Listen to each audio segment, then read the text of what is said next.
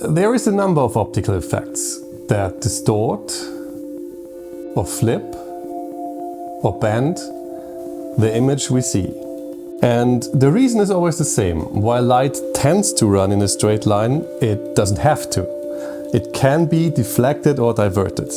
Also, these effects are so common in everyday life that everybody knows that and nobody is surprised. But about 100 years ago, an obscure physicist called Albert Einstein figured out something new. That light, despite having no mass, can also be deflected by gravity. And this would then in turn be the first test for his theory of general relativity. And his rise to fame as a genius scientist. And a meme of popular culture, essentially.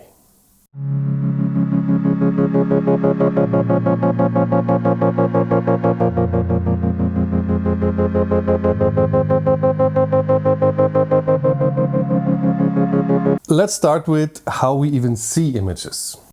First, our eye is just a receiver. It doesn't actively emit anything like radar or something.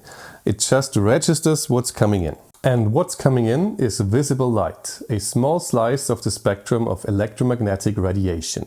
The different frequencies of light appear to us as different colors, while the intensity of the light appears to us as brightness.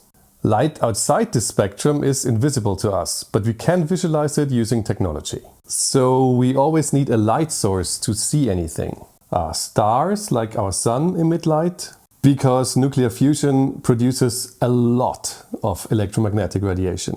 Some chemical processes do, electricity, etc. When there is a light source, our eye picks up on it and creates an image in our brain, in the direction the light is coming from. But if the light is somehow reflected or bent, it reaches us from a different direction than the direction of the source, so we see an image in that direction instead.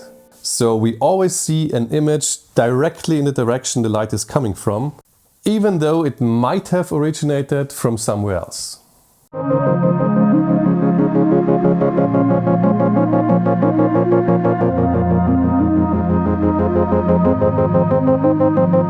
Light is massless, so it should not normally be affected by Newtonian gravity, which states that all masses attract all other masses. You can do some workarounds though, where mass cancels out from both sides of an equation.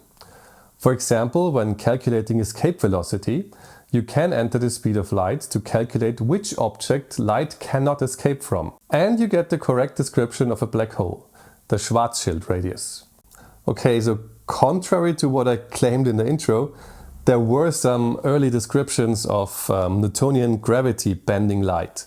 But these effects could not have possibly been measured back then, so these were mostly ignored. Enter Albert Einstein.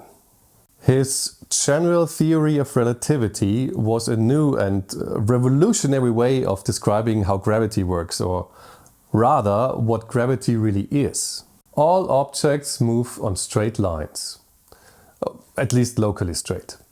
For example, this water level is locally straight, right in the position where it is. I could now place further water levels next to each other end to end, and each one would be locally straight, but in total they would reproduce the curvature of the Earth.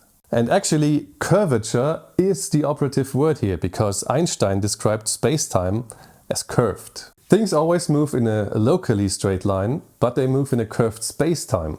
So globally, they may run on curved trajectories. And the connection to gravity here is that the thing that curves space-time is mass. In short, mass tells space-time how to curve, and curved space-time tells mass how to move. And as there is just one space-time, this curvature will also influence how light moves. And the light ray is bent around bodies of large mass, just like the path of a moving object. As this effect deflects light just like an optical lens, but it is based on gravity, it's called gravitational lensing. Okay, but what's the deal then? If Newtonian gravity predicts bending light and Einsteinian relativity predicts bending light, where's the difference? Well, they do predict different values. After quick derivation for light bent by our sun, we get a value of 1.75 arcseconds from relativity, which is twice the predicted value of 0.88 arcseconds for Newtonian gravity. And that is a testable prediction. We can measure this angle and thereby check whether Newtonian gravity is correct or Einstein's relativity is correct.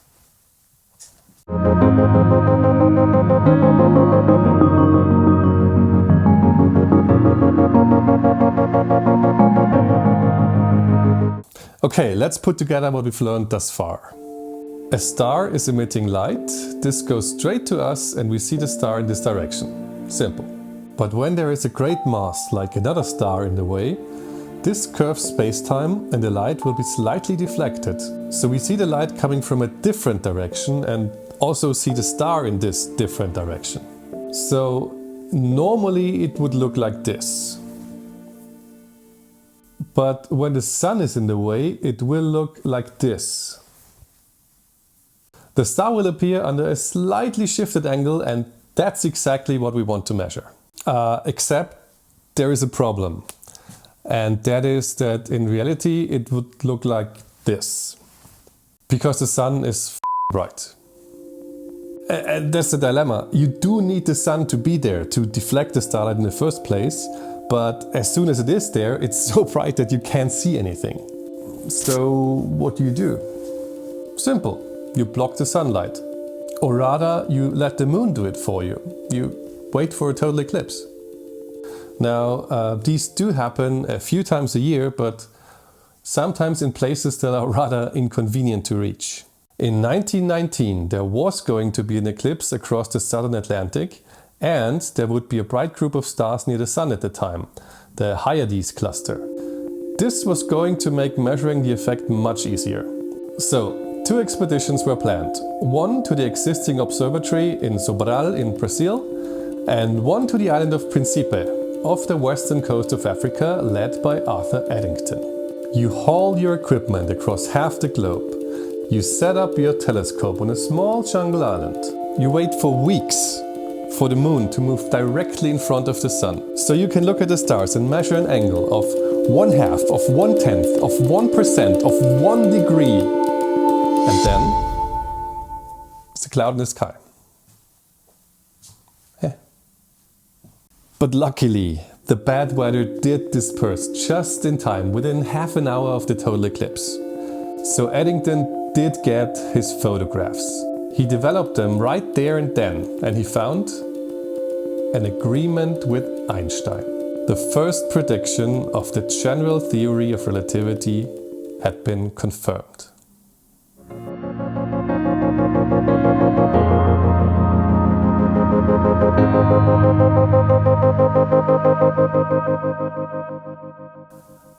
Einstein had been right. And the media coverage of the event was intense. Einstein was catapulted to superstar status within days. It certainly helped that he had a bit of a quirky personality and could also handle the reporters and cameras well. Professor, freut es Sie hier in Amerika wieder zu sein? Wenn ich Sie sehe, sicher. He became the most famous scientist of the century, arguably history, at least in popular culture. That mass and energy are both but different manifestations of the same thing. A somewhat unfamiliar conception for the average mind. Yeah, that does sound a bit like me, because that's how German English sounds. It has been pointed out in the aftermath that Eddington's results were not as clear-cut as one would have liked. And that's true to some extent. But there have been many follow-up confirmations in the decades since. We don't use visible light anymore, but radio waves, so we don't have to wait for an eclipse anymore. And also we have a much higher precision today. The result stands.